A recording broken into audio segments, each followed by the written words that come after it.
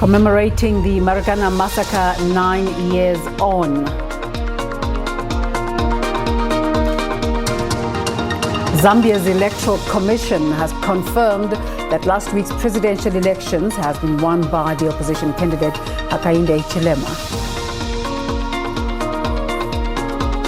And the death toll from COVID-19 in South Africa has topped 77,000. The Health Ministry says another 272 deaths were registered in the latest 24-hour reporting period. It's 11 a.m. Welcome to the third and last hour of the agenda, live from Auckland Park in Johannesburg. On the SABC News Channel, I'm Desiree Jauke. Elva Boyce and Fortune Madlala alternate with Sign. Coming up, we're watching the 9th Marikana commemorations, and we'll take you there as soon as they begin. But for now, let's start the third hour.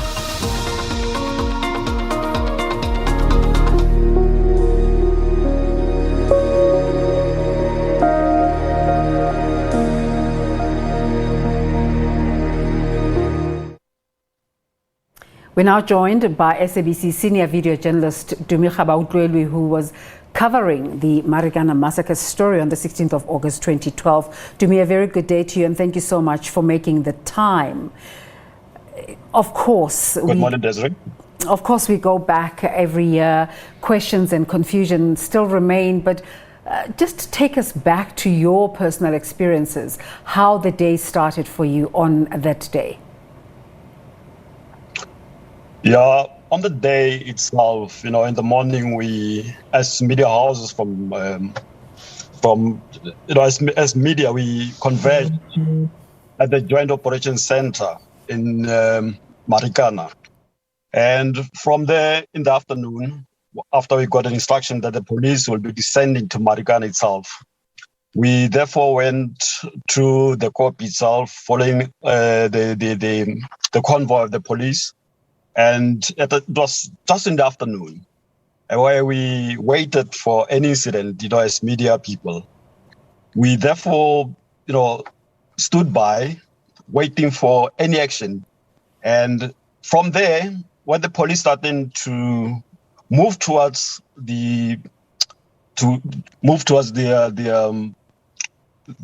miners themselves, is when I in person also followed. And when the shooting started, I was ready to take an action. Desiree?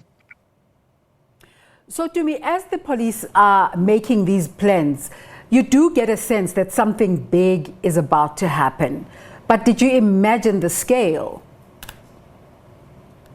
Not really, but later when I saw the Special Task Force Unit, they call it Mabarete, converging, getting the final instruction from their commanders, then I thought there could be something big coming up. And I monitored them, and as soon as they went towards the miners themselves, I also followed just on the side, on the clearer position to can be able to be also on the safe side. So as they started shooting at the miners, in fact, what happened is there was a stun grenade that was thrown at the miners themselves. And pandemonium started. They started running towards different directions. And that's when I also, started rolling on my camera, and I was always, zooming, focusing on what was happening there. Desiree? And then there's after the events. Take us through your emotions and your reactions after the fact. Well, it wasn't that bad, the first night. I started doing some reflections some days after. Where I thought about it, and I was like, it was the first time that I saw people being killed, in front of my eyes. But I needed to be strong, and even today, I still can reflect and think about it. It doesn't really affect me that much, because it was not the first time that I was involved in such incidents where people are being shot at. But this one was big, but, I'm still strong. Here I am.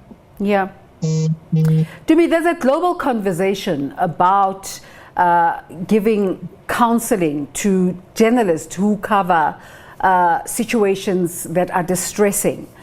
Do you feel there's a need for such for journalists? Did you undergo any counseling yourself after experiencing this? No, I never went through any counseling. Like I'm saying, I think it depends on individuals. It depends how strong you can be, given the such situations and you're involved in such big situations like these. But I think for other journalists, or it should be a trend actually, to be encouraged to go through counseling.